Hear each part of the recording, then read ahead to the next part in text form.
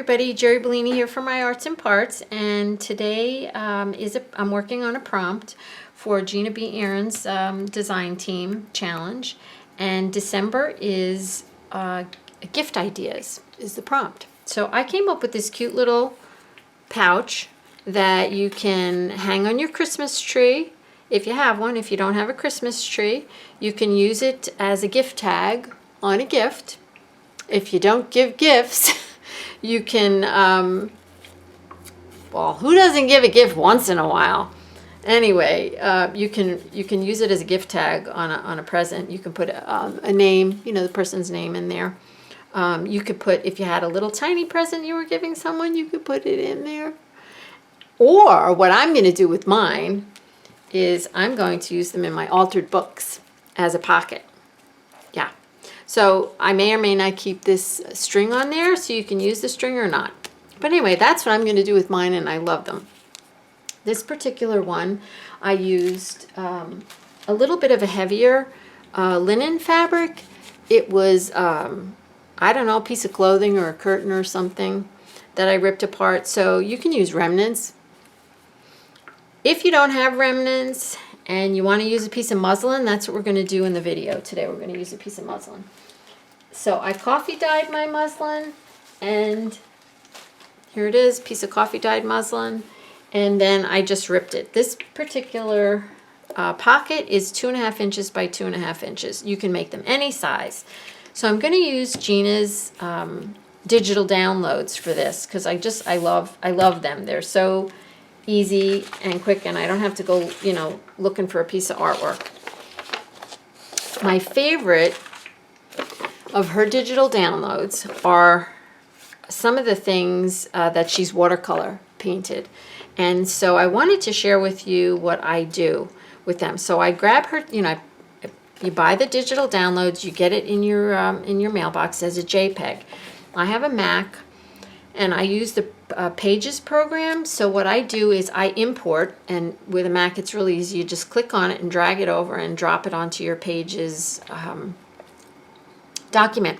So I grab it, bring it over there, and then I resize it. Real easy to resize them. If you don't resize her photographs when you get them, they're fairly large. Now, what I was doing last month, and I thought, why are you doing this? You're wasting so much paper, is I was grabbing the image and it winds up going right in the middle of your page. So that's when I got the idea to try to make a lot of them on one page and print it out all at once. I like to print them out in black and white. These you will find when you purchase them, they are in color. But I like the aged vintage look of them when they're printed out in black and white. So you can see I just went through a bunch of the images that I purchased and resized them and printed them all out on one sheet. Tip for the day, an image, and we're also going to use these words. Came from her shop. I use these all the time. I can't stress that enough. I love them. They're just handy. I printed them out on coffee dyed paper and white paper in different colors, and they're always in my folder ready for an art project. So I'm going to use her digital downloads. I'm going to use some book text. I'm going to use some tea-dyed muslin, some waxed linen, a glue stick, a scissor. You're going to need a Sharpie marker or a Copic marker or a black stays-on ink pad. You can use that too. That's for inking the edges. This is so much easier than using an ink pad. Okay, if you have some lace, we can use some lace. There is no lace in this particular one, but I'm going to show you how to add some lace. And also, yep, two other things. I used a brown paper bag that I crunched up and I coffee dyed. And I just love that vintage look. The other thing we're going to use is the book text. I paint on my book text and get this like vintagey, grungy look, and I'm going to show you how I do that in this video today. And you can fast forward through that if you're not interested. All right, so let's get started. All right, so the first thing I'm going to show you is how I get my vintage book text. So I tear out a piece of paper, and right here I have some white paint or white gesso. Either one will do. And I'm just going to kind of get that on the book text.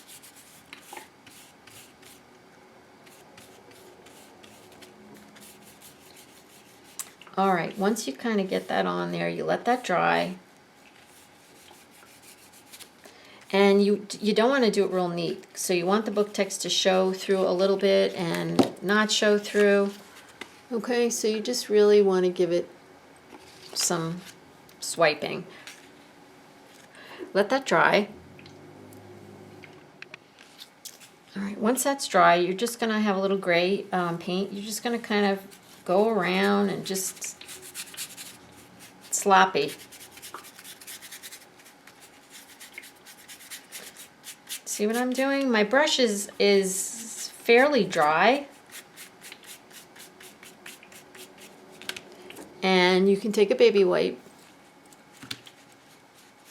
and you can wipe some back, or you can kind of blend it in.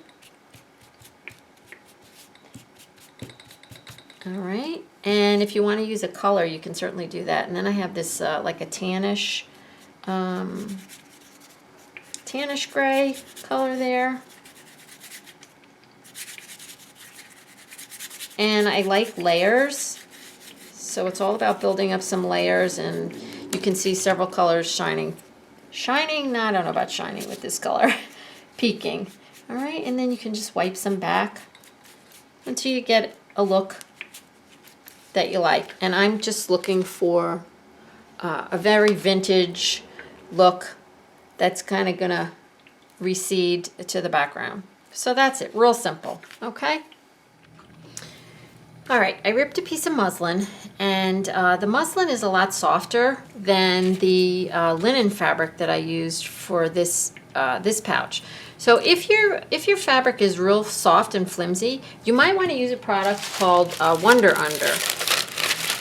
And it's like an interfacing that you can purchase in Joann's. You know, if your fabric is thicker and a little bit more substantial, you don't need it. And you know what?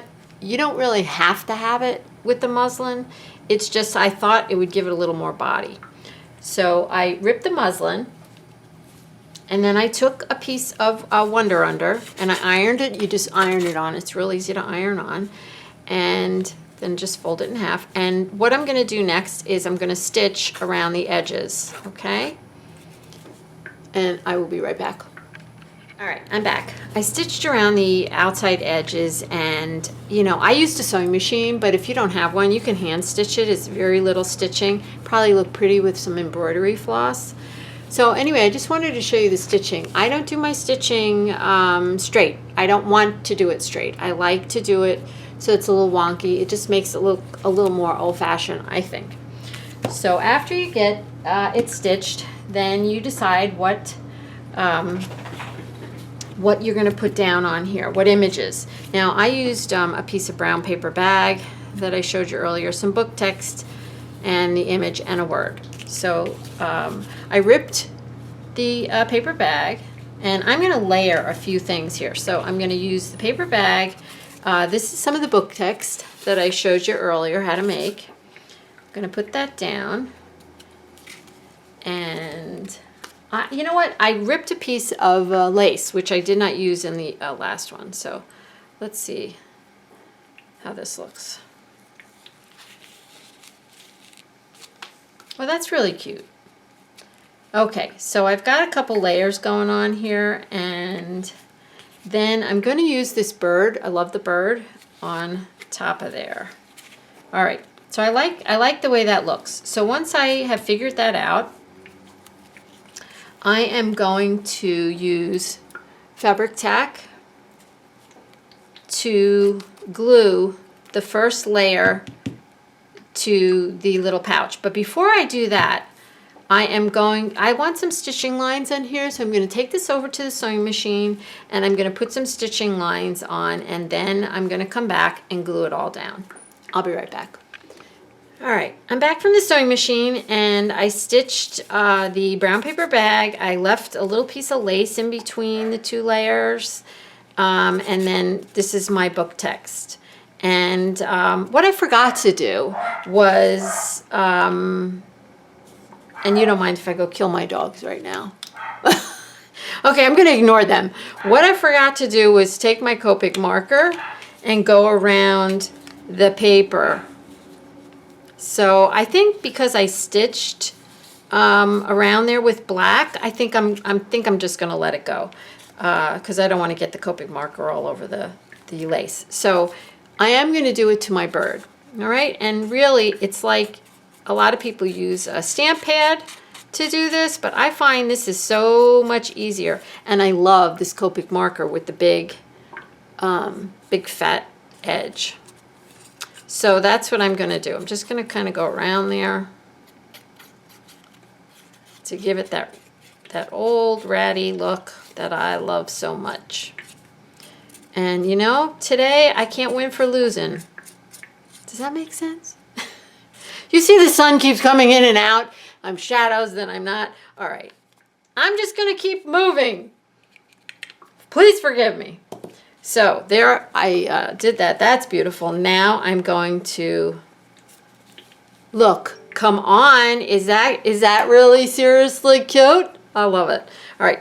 So I can either stitch this down or glue it, but you know what? I think I'm just going to glue it because I like the stitching lines around there. So I'm going to use my glue stick, and you must use, when you use a glue stick, you can really, I think, use any glue stick, but you must use a heavy hand.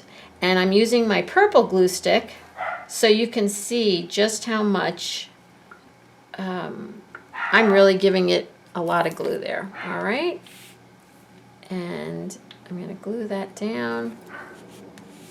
Oh, come on. Isn't that cute? That's really cute.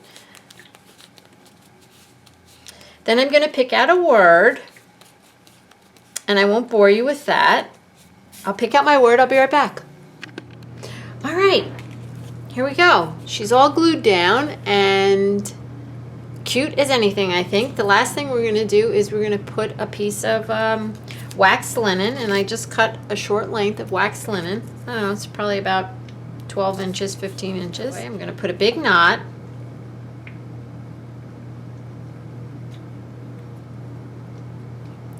Because I'm going to use this as part of the design. And I'm going to start from the front and go through with my needle and just kind of leave that knot showing, and then I'm just going to kind of go on the other side.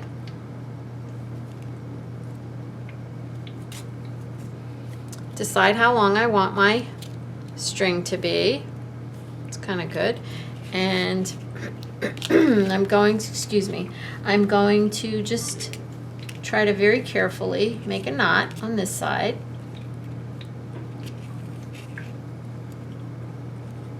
And I'm doing a double knot. And there's that dang sun again. It can't seem to make up its mind today. So there's another knot. All right, now, doesn't that look cute? Come on, see, 2 knots. And I'm gonna leave that a little longer. There you go, there you have it. All right, I wanted to tell you something else before I end this video. If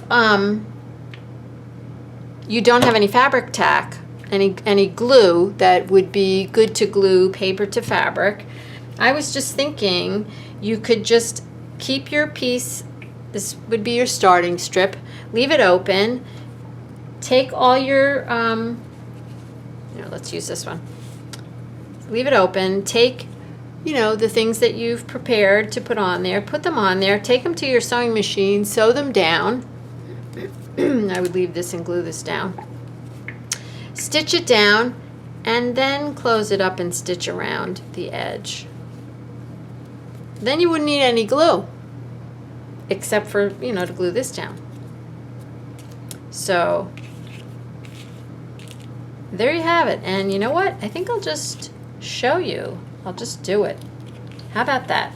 I will be right back. All right, here you go. Finished product.